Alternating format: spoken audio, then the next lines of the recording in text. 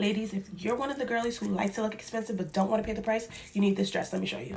Before styling the dress or anything like that, I said I had to come here and show you guys the dress. The artwork on this dress is giving designer. I'm not sure that this is designer dupe, but she's giving luxury. Let's get into the neckline though.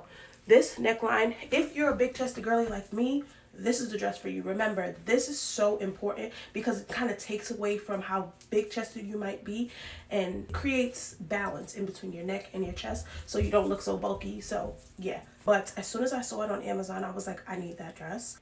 And you ain't gonna believe how much I paid for it. I will let you guys know. I think it was under $50.